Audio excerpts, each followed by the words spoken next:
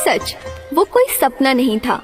हमारी कहानी सरस सलील में छपी और उन्होंने हमें एक कॉपी फ्री भी भेजी। बात सिर्फ इतनी नहीं थी कि आज हम अपनी कहानी सरस सलील में पढ़ रहे थे, बल्कि हर सरस सलील पढ़ने वाला आज हमारी कहानी पढ़ रहा होगा।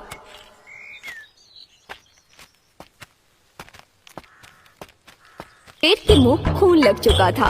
अब हर जगह हमें कहानियां दिखने लगी थी और सरस सलील वाले भी हर अंक में हमारी एक कहानी छापने लगे।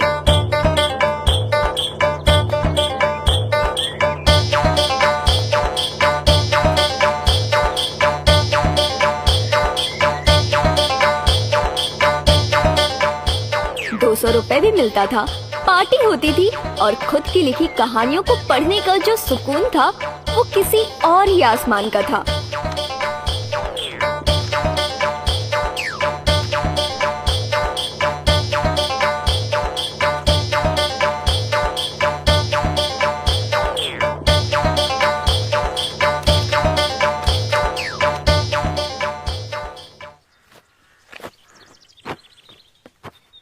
अरे मेघा, क्या देख रही हो? हमारी अगली कहानी, मतलब? भाभी की ब्रा।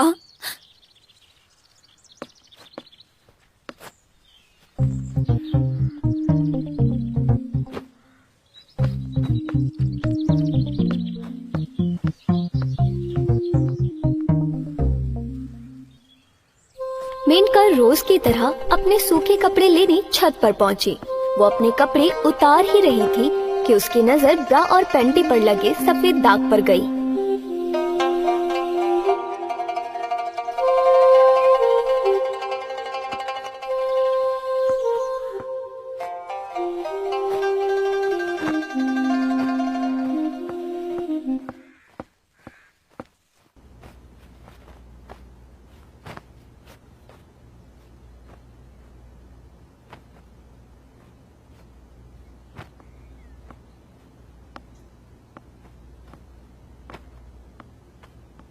क्या हुआ, बड़ी गुस्से में लग रही हो?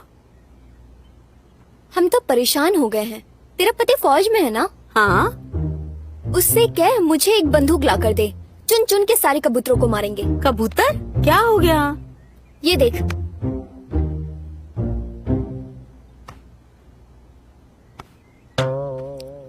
जब भी मैं कपड़े धोकर सूखने के लिए डालती हूँ, ये पता नहीं कहाँ से आ जाता है।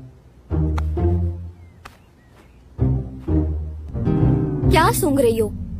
एक बात बता, ये सिर्फ तेरे ब्रा और पैंट ही खराब हो रहे हैं या और कपड़े भी खराब हो रहे हैं? नहीं, सिर्फ यही खराब हो रहा है। फिर तो ये किसी हवा में उड़ने वाले कबूतर का काम नहीं है। तो फिर?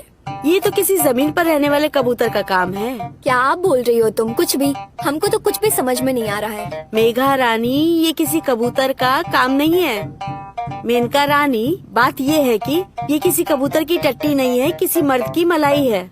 मर्द की मलाई? कोई तेरे कपड़ों से हवस बुझा रहा है, समझी?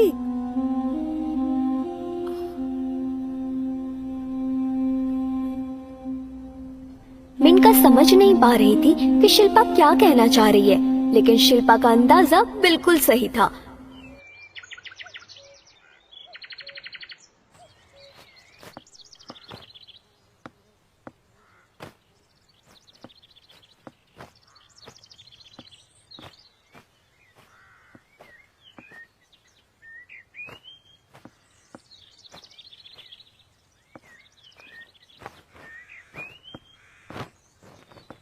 मेनका जब भी अपने कपड़े छत पर डालकर वहाँ से नीचे आती तो उसका देवर अमन चुपके से उसकी ब्रा और पैंटी उतारकर अपने कमरे में लेकर जाता था।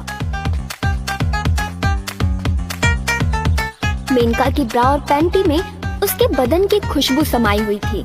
अमन अपनी भाभी को वैसे तो पहले दिन से पसंद करता था, पर उसे मालूम था कि उसके हाथ कभी उसके बदन पर नहीं चल सकते।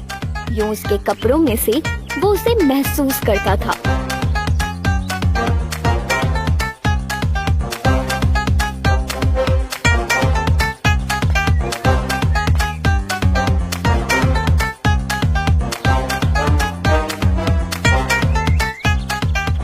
लेकिन उसे पता नहीं था कि कपड़े सूखने के बाद उसके निशान सूखकर वहीं छपे रह जाते थे।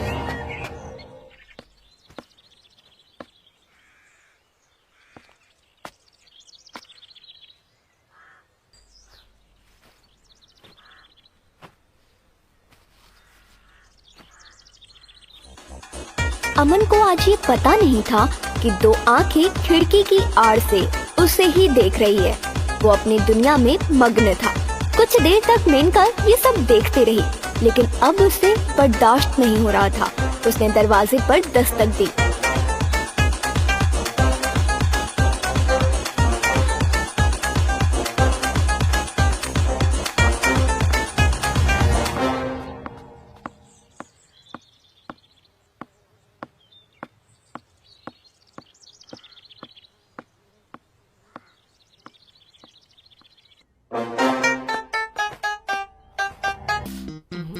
वो भाभी हमें ना हवा से डिस्टर्ब होता है, इसलिए हम दरवाजा बंद करके पढ़ रहे थे।